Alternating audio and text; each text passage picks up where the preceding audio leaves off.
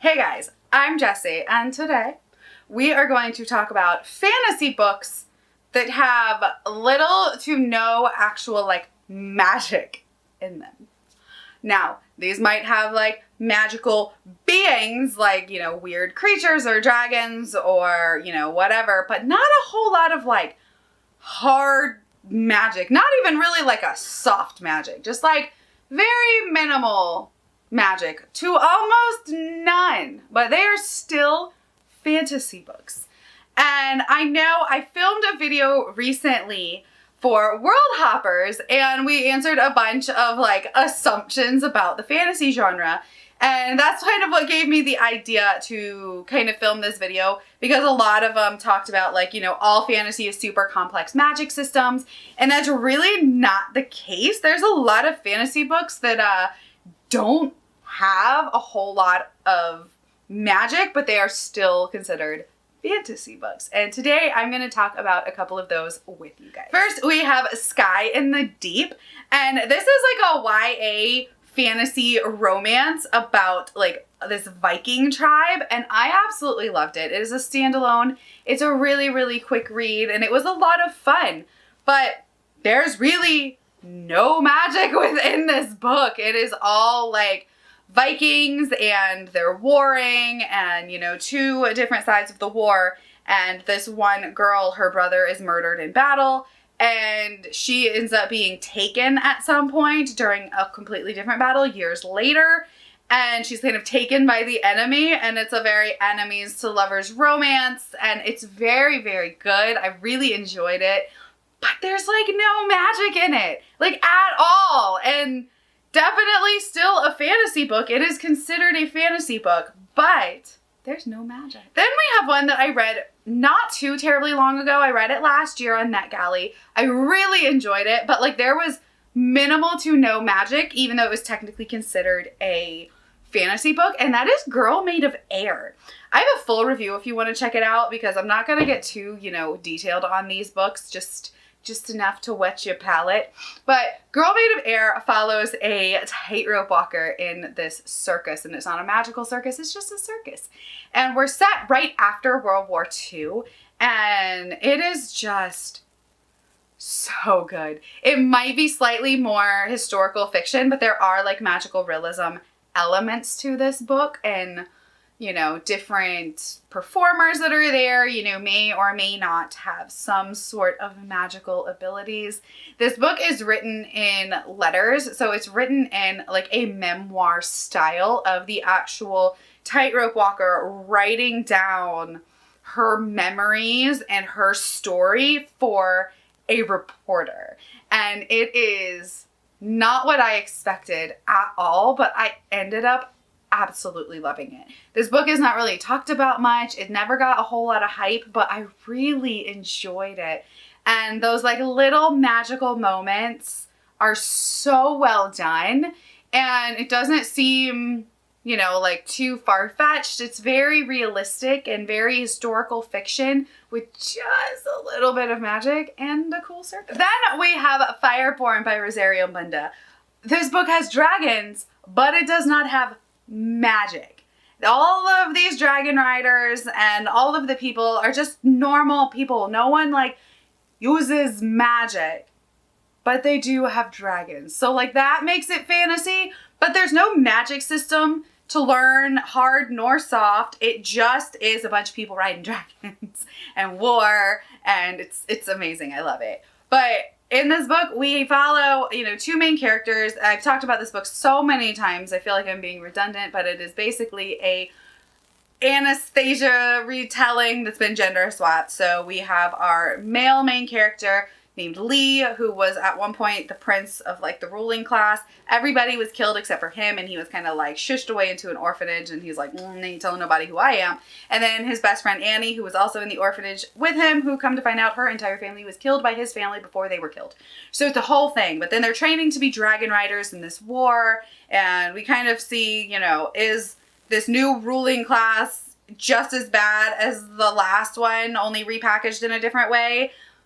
But there's no magic. Then we have A Dragon Bird in the Fern by Laura Ruckert. This book is very low magic. So it is got some magical elements to it, but it is very, very subdued. It is not a main part of the plot. There's not really a magic system to learn. It's just kind of like little things here and there. This is definitely more of a fantasy thriller mystery where you're kind of like a whodunit. You're trying to figure out who murdered the main character's sister, all the while she is trying to maneuver this political marriage where they don't speak the same language, and she has a difficult time learning that language because she is dyslexic. And it is such a good story. I love it. You know, there are magical elements and there are like gods and things like that that give you abilities somewhat, but it's very, very light magic, so it's not like a difficult, you know, system to learn. It's not like a Sanderson-esque magic system. It's just kind of there. I highly recommend this book. I loved it so much. I think I have a review for it. Check that out. Then we've got City of Lies by Sam Hoppe. This book is more of like a military-esque siege story.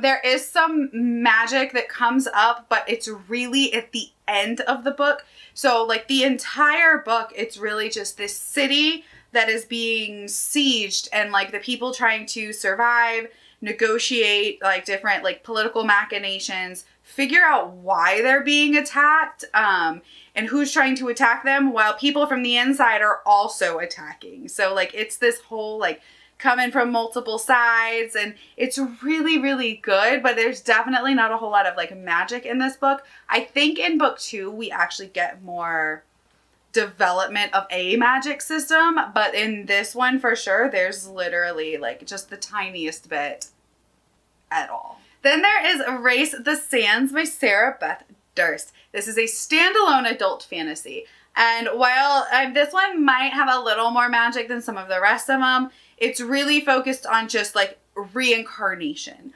So it's not really like people are doing magic. It's people are reincarnated into different things based on their actions in their current life. And so our main character is a monster trainer. She trains these, what they call Keyhawks and riders for, you know, basically it's like their Kentucky Derby. And these Keyhawks are basically people that have been reincarnated that were so bad in their lives that they had to be reincarnated as these monsters, but once these monsters die, they no longer can be reincarnated into anything other than a Keyhawk. Like you cannot, you know, rise from that station. Whereas like even if you're reincarnated as like a cockroach or, you know, whatever, you can rise back. But once you're a monster, you cannot. Like you're stuck there. And we're following her as she is kind of like a disgraced trainer, and she's trying to basically afford to raise her daughter. And she also kind of takes in this runaway teenage girl and trains this teenage girl to be one of the riders. And they basically are trying to win this big race while a bunch of other political machinations are taking place. But most of this is all politics and things like that, and not so much magic. Like literally the only thing is the reincarnation aspect of it and the fact that there's monsters. Then we've got She Who Became the Sun by Shelley Parker Chan. This book is very light magic, and honestly I was not expecting that when I started reading it. It was kind of mismarketed. I have a full review if you want to check it out. But I think this was mismarketed, and it was marketed to a lot of fantasy readers and high fantasy readers, right? And it's not that. It is definitely historical fiction with a couple ghosts and like maybe a little bit of something else, but this is historical fiction. This is Chinese historical fiction. It's really good.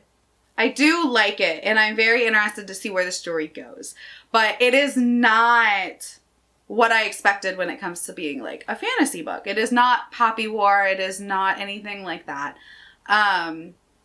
So we're following our main girl who is nameless at the beginning of the book. She is given this prophecy, her and her brother, that her brother will rise to great deeds and he will be great and she will be nothing. Well, her brother ends up getting murdered, and she takes on his place, his name, his whole identity. So she's striving to take his place, basically. She wants his destiny. And so she goes and lives in a monastery, and then she's in the war, and all the while she has assumed this identity of her brother. And then we also follow an individual on the opposite side of the war who is a eunuch general, and we get to see kind of his conflicting emotions that he is, you know, working for the people that killed his family and made him a eunuch, but also like not a fan of the other side either. So like it's a very conflicted story. But this book is really good, but it has not got fantastical elements in it really. So check out that review if you want to kind of know more. But this is another like really light to no magical fantasy book. All right, well that is all the books that I am recommending to you that have like very little to no magic in them. All of these are fantastic. All of them are still considered fantasy books, even though they don't really have any like magical elements or a whole lot of magical elements. I still recommend picking them all up because they are fantastic. But let me know what you think of any of these books, and let me know what books that you would recommend that are fantasy books that have like light to no magic in them. All right, well, thank you guys for hanging out with me. My name is Jessie, and I will talk to you next time. Bye.